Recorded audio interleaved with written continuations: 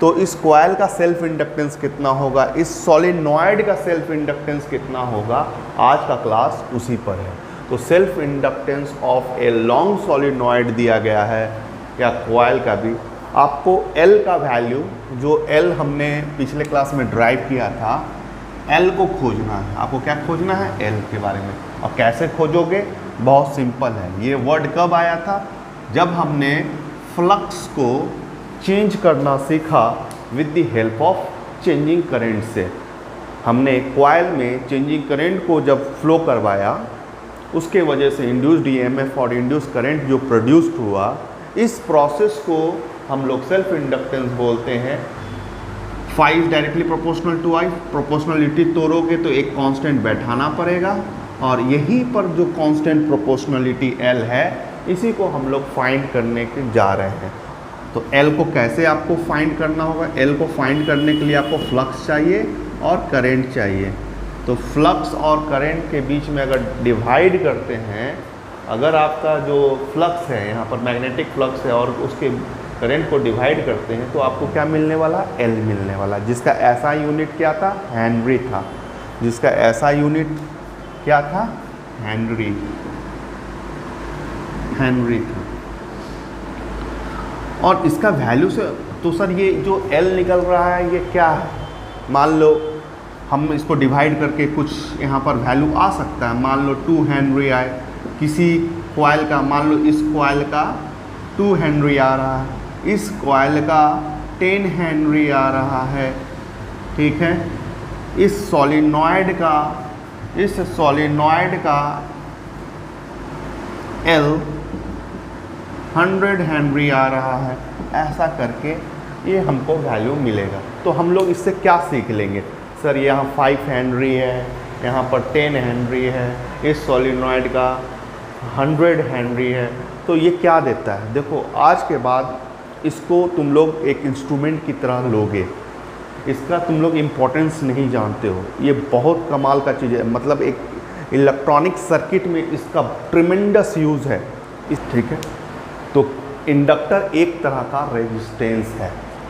हम क्या बोल रहे हैं, जैसे सर्किट में रेजिस्टेंस का काम क्या है, सर्किट में अगर हम यही सवाल तुमसे पूछते हैं कि ये चीज़ क्या है, तुम बोलोगे रेजिस्टेंस है। इसका काम क्या है, उस पर भी तुम बोलोगे कि सर इसका काम है करंट को ऑब्स्ट्रक्ट करना, अपोज करना, रोकना। ये काम तो इंडक्टर का भी है, ये काम तो इंडक्टर का भी है। हम लोग क्या स्टडी किए कि इसमें जब करंट जा रहा था, इसमें जब चेंजिंग करंट जा रहा था, जब करंट चेंज कर रहा था, तो एक इंड्यूस्ड ईएमएफ के द्वारा जो करंट आ रहा था, इसके अपोज कर रहा था। तो अपोज करने का जो कैरेक्टरिस्टिक रेजिस्टेंस में है, वो तो इंडक्टर में भी है। तो ये it behave like a resistance. तो इंडक्टर कॉइल है क्या, वो एक तरह का रेजिस्टेंस ही है।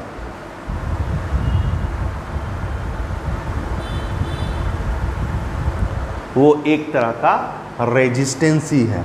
तो जैसा बिहेव होता है तुम्हारा रेजिस्टेंस का, वैसा ही बिहेव तुम्हारा इंडक्टर का भी है। यह कहना कहाँ तक सही है, कुछ हद तक सही है, क्योंकि इससे भी ज़्यादा काम इसका है। सर्किट में इससे भी ज़्यादा, रेजिस्टेंस से भी ज़्यादा, सबका अपना अपना इम्पोर्टेंस रोल होता है, लेकिन इसका सबसे ज़्यादा इम्पोर्टेंस रोल है, क्योंकि ये यहीं पर नहीं रुकता। एक इंडक्टर अपोज करना जानता है, सपोर्ट भी करना जानता है। एक जैसे ये रेजिस्टेंस क्या करता है, अपोज करता है, करंट को अपोज करता है, लेकिन ये इंडक्टर करंट को अपोज भी करता है और ज़रूरत पड़ता है तो उसे सपोर्ट भी करता है। तो सर अपोज भी करता है, सपोर्ट भी करता है, उससे फ़ायदा क्या होगा, अरे सर्किट में आपको एक कांस्टेंट करंट का ज़रूरत पड़ता है। तो कभी ऐसा भी होता है कि सर्किट में करंट डिक्रीज़ करने लगता है, तब यहाँ पर वो इंडक्टर इसे सपोर्ट करने के लिए अपने से ये करंट बना करके देने लगता है, इंड्यूस करंट को देने लगता है उसको मेंटेन करने के लिए। और कहीं अधिक करंट बन गया है, हाई करंट आ रहा है, हाई वोल्टेज आ रहा है, तो उस वोल्टेज को मेंटेन करने के लिए भी ये अपोज करने का काम करता है। जस्ट लाइक तुम अपने बॉडी को समझ लो, थोड़ा सा भी बायो का अगर या बीपी के बारे में जानते होगे कि एक आदमी का नॉर्मल एक बीपी होता है, ठीक है। नॉर्मल बीपी में ह्यूमन बीइंग में ये बीपी बहुत खतरनाक चीज़ भी हो सकता है, लो बीपी भी, हाई बीपी भी, ठीक है। हम लोग का बॉडी स्टेबल कब है? जब बीपी आपका स्टेबल है, मतलब ब्लड प्रेशर स्टेबल है। अगर वो हाई जाता है उसके भी बहुत सारे परिणाम, गलत परिणाम आते हैं, ब्रेन हैमरेज, इस तरह का चीज़ को देखने को मिलता है।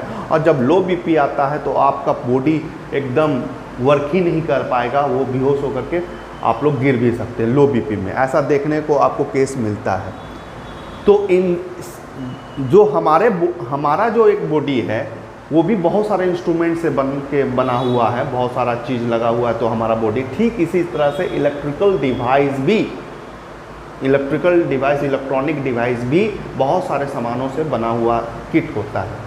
जैसे हर एक पार्ट्स का हमारा अलग अलग वर्क होता है, ठीक इसी तरह से रेजिस्टेंस का काम कुछ अलग होता है, कैपेसिटर का काम कुछ अलग होता है, इंडक्टर का काम कुछ अलग होता है। तो इंडक्टर का काम क्या है? जो हमारा, जैसे हम बीपी ब्लड प्रेशर का बात कर रहे हैं, तो ब्लड प्रेशर का फ्लो जस्ट लाइक एक करेंट की तरह है। जब हमारा ब्लड प्रेशर करंट बहुत हाई स्पीड में मूव करता है तो वहाँ पर बीपी हाई हो जाता है। जब वो स्लो होता है तो दोनों में हमारा बॉडी स्टेबल नहीं रह पाता है, दोनों में हमारा बॉडी को दिक्कत आना स्टार्ट हो जाता है। तो हमारा बॉडी को क्या चाहिए? एक कांस्टेंट बीपी चाहिए, constant flow of blood pressure चाहिए, कहे तो कांस्टेंट करंट चाहिए ब्लड के हिसाब से, अगर थोड़ा बहुत समझ में आ रहा होगा तो कांस्टेंट आपका फ्लो चाहिए। तो कांस्टेंट फ्लो कैसे करवाएं? तो हम लोग टैबलेट खा लेते हैं, अगर बीपी हाई है तो उसको लो करने के लिए टैबलेट खाते हैं, वही टैबलेट की तरह ये काम करता है भाई सर्किट में। अगर किट में ये लगा हुआ है तो करंट बढ़ रहा है, मतलब किट के हिसाब से बोले अगर बीपी बढ़ रहा है तो ये उसको घटाने का भी काम करेगा। अगर बीपी घट रहा है, करंट घट रहा है, वोल्टेज घट रहा है तो उसको बढ़ाने का भी काम करेगा। दोनों एक ही चीज़ करेगा। ये दवा नहीं करेगा। ये दवा कैसा दवा है? सिर्फ घटाने का काम करेगा, बढ़ाने का काम नहीं करेगा। ठीक है, क्लियर है? और इसका काम सुन लो, इंडक्टर का और एक काम है। पहला काम समझ में आया, इंडक्टर इतना डिटेल से हम क्यों पढ़ा रहे हैं? इंडक्टर इलेक्ट्रिकल इंस्ट्रूमेंट में, इलेक्ट्रॉनिक इंस्ट्रूमेंट में जो किट में है एक इम्पॉर्टेंट रोल निभाता है। करंट को सर्किट में मेंटेन करके रखने का काम ये करता है। अगर करंट घट रहा है, करंट जब बोले तो आप इंड्यूस्ड ईएमएफ के बारे में भी समझें। करंट वोल्टेज घट रहा है तो उसको सपोर्ट करता है, घटने नहीं देता है, और जब बढ़ रहा है तो उसको बढ़ने नहीं देता है, और इस तरह सर्किट में कांस्टेंट करंट को फ्लो करवाता है। और ये काम होता है इंडक्टर का। दूसरा एक और इम्पॉर्टेंट काम है इसका, कैपेसिटर की तरह भी ये काम करता है। कैपेसिटर का क्या काम है? तो कैपेसिटर एक तरह का बैटरी की तरह काम करता है। कैपेसिटर एक बैटरी की तरह काम करता है, वो चार्ज को स्टोर करता है। लेकिन बैटरी, ठीक है ना, सेल और कैपेसिटर में इसमें अंतर है। सेल में क्या और बैटरी कैपेसिटर में क्या अंतर है?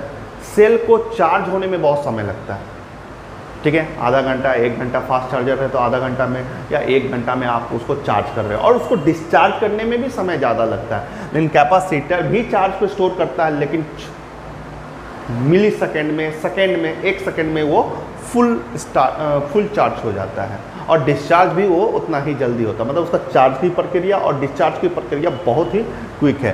तो अगर ये कैपेसिटर का रोल है, ये किसका रोल है? कैपेसिटर का रोल है। तो कैपेसिटर यहाँ पर आपको देखने को मिल रहा है कि ये एक तरह का, कोई भी चीज़ अगर जमा कर रहे हो तो उसे तो पोटेंशियल एनर्जी बोलते हैं, ठीक है ना। तो यहाँ पर क्या जमा कर रहे हो? यहाँ पर तो सर चार्ज को जमा कर रहे हैं, और जिसके चलते हमारा यहाँ पर बनता है इलेक्ट्रिक एनर्जी। हम यू से रिप्रेजेंट कर रहे हैं, ये एनर्जी को स्टोर करता है, क्योंकि कैपेसिटर, और इसका फार्मूला होता है हाफ CV² आपने इलेक्ट्रोस्टैटिक में इसको पढ़ा होगा। तो कैपेसिटर चार्ज को स्टोर करता है, और स्टोर करके उसको क्या बनाता है? इलेक्ट्रिक एनर्जी को स्टोर करता है। ठीक इसी तरह से इंडक्टर भी आपको मैग्नेटिक एनर्जी को स्टोर करता है। इंडक्टर भी मैग्नेटिक एनर्जी को स्टोर करता है, और इसका फार्मूला बनता है हाफ Li²। इसे मैग्नेटिक एनर्जी को स्टोर करता है। तो बहुत काम का चीज़ आपको नहीं लग रहा है। रेजिस्टेंस सिर्फ अपोज कर सकता है, कैपेसिटर सिर्फ चार्ज को स्टोर करता है, और भी काम है, वेरियस काम है, लेकिन ये दोनों का काम अकेले कर रहा है, उससे भी ज़्यादा कर रहा है। नहीं, इंडक्टर क्या कर रहा है? इंडक्टर क्या कर रहा है? इंडक्टर सर करंट को बढ़ने नहीं दे रहा, अपोज कर रहा है, तो वो रेजिस्टेंस की तरह काम कर रहा है। और करंट को घट रहा तो सपोर्ट भी कर रहा है, वो रेजिस्टेंस नहीं करता है, ये कर सकता है। इससे फ़ायदा क्या होगा? एक कांस्टेंट करंट मूव करेगा और सर्किट तुम्हारा, किट तुम्हारा, डिवाइस तुम्हारा सेफ रहेगा, ये काम करता है। दूसरा सर, ये कैपेसिटर की तरह एनर्जी भी को भी स्टोर करता है। यहाँ पर जैसे कैपेसिटर में इलेक्ट्रिक एनर्जी स्टोर करते हैं और इंडक्टर में हम लोग मैग्नेटिक एनर्जी स्टोर करते हैं। और समझ में आ ही रहा होगा क्यों करते हैं, क्योंकि हम बोल रहे हैं कि ये इंडक्टर जब सर्किट में ज़रूरी पड़ता है करंट देने का, तो वो करंट भी देता है, इंड्यूस करंट भी देता है। कहाँ से देगा? जब इसके पास पोटेंशियल रहेगा तब ना देगा। जब इसके पास मैग्नेटिक एनर्जी है, मैग्नेटिक एनर्जी को फिर इलेक्ट्रिक एनर्जी बना करके सर्किट को करंट बना करके दे देता है। तो इस तरह का अभी इसके डिस्कस करने जाए ना तो बहुत बड़ा इसका टॉपिक हो जाएगा। तो इंडक्टर बहुत काम का चीज़ है, ठीक है।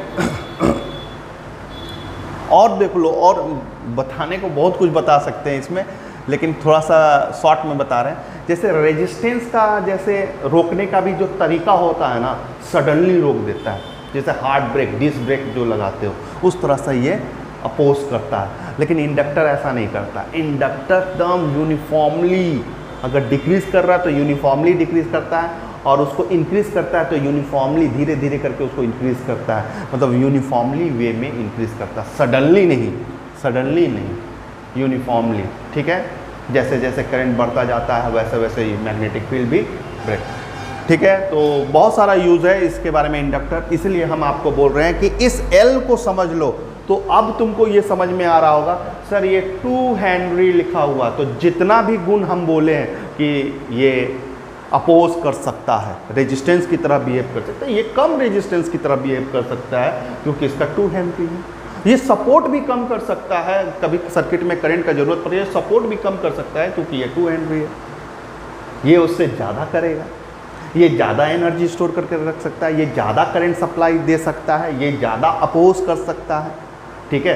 तो L को निकालना बहुत ही ज़रूरी होता है, उसी पर कॉइल का आपका पता चलेगा कि कौन सा कॉइल कितना अच्छा है। तो अपोज करने की टेंडेंसी सिर्फ नहीं बोल सकते हैं, अपोज, सपोर्ट और एनर्जी को स्टोर करने की सारी टेंडेंसी इस L में होती है। तो इसी को हम लोग स्टडी करने जा रहे हैं, self inductance of a long solenoid में L को निकालेंगे, और L को निकालना से क्या क्या आपको पता चल सकता है ये आपको सीखने को मिला। आगे बढ़ते हैं। और L को कैसे निकालोगे? L का फॉर्मूला क्या है बच्चा लोग निकालने का? L का फॉर्मूला सिंपल है, 5/I। तो हम एक सॉलिनॉइड ले लेते हैं, हमको एक सॉलिनॉइड का इंडक्टेंस पता करना है। तो हमने एक सॉलिनॉइड लिया, ठीक है, इस तरह से सॉलिनॉइड को लिया, ये सॉलिनॉइड हमने ले लिया, इसमें करंट फ्लो कर रहा है। आपको याद होगा कि यहाँ पर मैग्नेटिक फील्ड, आपको याद होगा हम लोग ये डेरिवेशन किए हुए हैं मैग्नेटिक इफेक्ट ऑफ करंट में। अगर नहीं है तो आपको वहाँ देखना होगा जा कर के। सॉलिनॉइड का मैग्नेटिक फील्ड आया था μ0 Ni। इसमें सर्किट में जो करंट हमने सप्लाई किया है, यहाँ का क्या है μ0 Ni। n यहाँ पर क्या है? n यहाँ नंबर ऑफ मोलेट, कैपिटल N क्या हो जाएगा? NL हो जाएगा। ये होगा टोटल नंबर ऑफ टर्न। ये क्या है? Total number of turns. बस ये सब किया हुआ है आपका।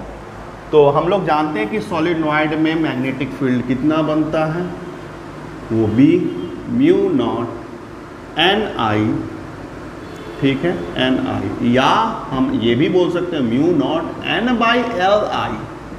अब यहाँ पर L क्या है? यहाँ से लेकर के यहाँ तक की लेंथ को हम लोग, सॉलिनॉइड की लेंथ को हम लोग L बोल रहे हैं, ठीक है। हमको क्या करना होगा, phi is directly proportional to I, phi equal to Li, आपको L चाहिए तो phi by I।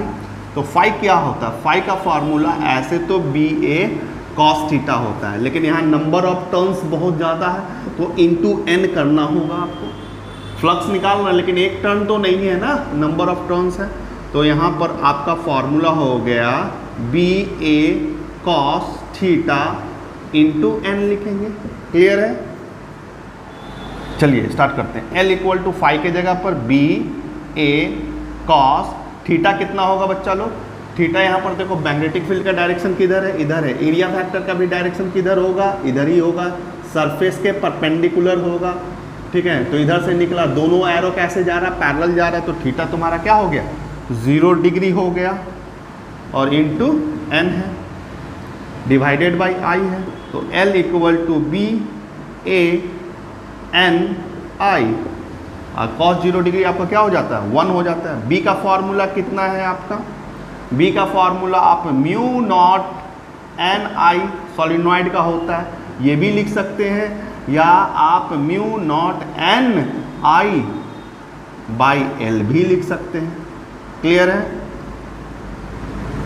Small n क्या होता है, number of turns per unit length होता है, और कैपिटल N क्या होता है, टोटल नंबर ऑफ टर्न्स होता है।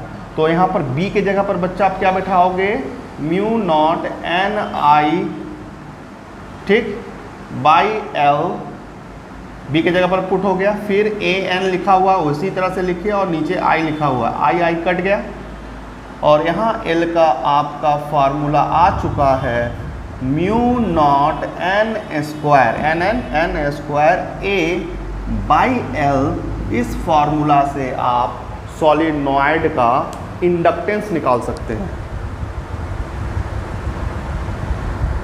इस फार्मूला से आप सॉलिनॉइड का इंडक्टेंस निकाल सकते हैं। और इंडक्टेंस निकाल के क्या क्या पता कर सकते हैं, और उसके पहले हमने आपको कुछ बताया था स्टार्टिंग में, बस ये छोटा सा टॉपिक था। इसमें और एक चीज़ आपको याद रखना, फैक्टर अफेक्टिंग द इंडक्टेंस। अगर इंडक्टेंस हमारे लिए इंडक्टेंस हमारे लिए इतना इम्पॉर्टेंट है, जिसे L से इंडिकेट करते हैं, तो वो किन किन फैक्टर्स पर बढ़ता है सर, उसको कैसे बढ़ा सकते हैं, उसको कैसे घटा सकते हैं, उसको वो कौन कौन सा फैक्टर पर डिपेंड करता है, वो कैसे पता चलेगा, बस फार्मूला से पता चलेगा। फार्मूला में क्या है तुम्हारा, n है, नंबर ऑफ टर्न सबसे बड़ा फैक्टर है, क्यों, n स्क्वायर। अगर आप नंबर ऑफ टर्न्स को बढ़ाते हैं तो आपका L भी बढ़ेगा। तो फैक्टर अफेक्टिंग